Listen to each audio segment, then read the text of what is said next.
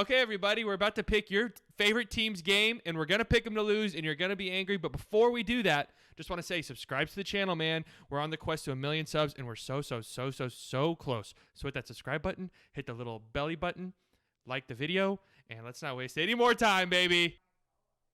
And it's a full slate of games, 16 games, so I'm not going to waste any more time. Let's just get right into it with the Week 3 Thursday night game. Again, NFL just wasting no time, huh? Just no time. They said after Week 1, Texans, Chiefs, pretty respectable Thursday night game. They said, all right, fuck it. The worst game of the week? Yeah, just put it on Thursday. On NFL Network. These games aren't even on Fox. I could have sworn these games are on Fox. Fuck was that? NFL Network. We're starting with Dolphins, Jaguars. If you're one of the 15 people who are going to be watching this game, we'll go ahead and predict it for you. Jaguars are letting 25% capacity into their stadium. I believe from Week 1, that's 16,000. I believe.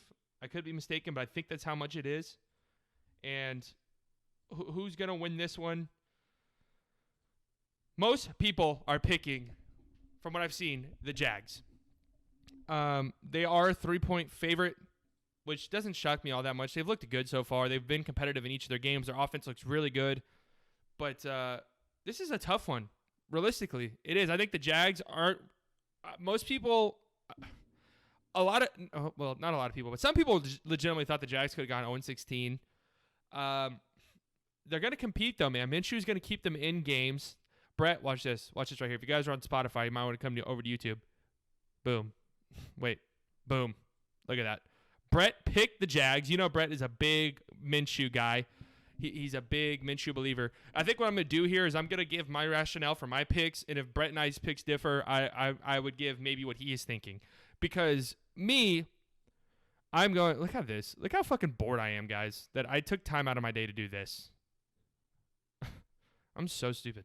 I'm going with the Dolphins. I have really no reason other than Thursday night games are weird, and I could just see this being the game where the Dolphins get things going. Offensively, if this turns into a shootout, I am concerned. I think that the Jags are probably the better team offensively as it stands right now, which is kind of weird to say because you would think Dolphins with Fitz, they got Devontae Parker, who's been hurt, dealing with some stuff. They have Preston Williams. They have Mike Gesicki. Like, they have the better offense on paper, but the Jags' offense has looked good this season, legitimately. It's looked surprisingly good. I just don't I like what James Robinson for the Jags. He's kind of came out of nowhere with Fournette obviously leaving, and then who was it? Raquel Armstead. Was he hurt or did he have COVID? I don't remember. He got hurt and was placed on the IR, and Chris Thompson hasn't really had the impact that people thought he would have going into the season. And, you know, James Robinson stepped up and has looked really solid, like a legitimate starting running back in the NFL. If this turns into a shootout, I don't think I like the Dolphins' chances, truth be told, just because I think Minshew wills them a little bit more than Fitzmagic would. But this kind of feels like a game, Thursday night, weird, ugly game where Fitzmagic would just go off, you know, against a bad Jags defense. And the Dolphins' defense is pretty bad too, and especially I think Byron Jones is doubtful. At least as I'm recording this, there's been no news about Byron Jones other than that he is doubtful. So that scares me a little bit. But the main reason why I'm picking the Dolphins is Mike Gesicki. Mike Gesicki or Gesicki? I don't remember which one it was, but I remember somebody made a big deal about it. But I think it's Gesicki. I could be wrong. But the Jags defense gave up 80 yards, 2 touchdowns to Jonnu Smith last week. Jack Doyle got hurt, I believe, week 1 during their game against the Colts. But him and Mo Alley Cox combined to put up, I think it was like 60 or 70 yards. So this Jags defense is susceptible to getting hurt by the tight end. And last week, the Dolphins did a really good job of implementing Gesicki into their offense a little bit more. You know, he had a kind of a quiet week 1, but he went out and put up big time numbers in week 2, and they gave the ball to him a bunch. 14. Oh wait, no, I'm reading the wrong thing. 11 targets for Gesicki, 8 catches, 130 yards, and a touchdown last week against a tough Bills defense.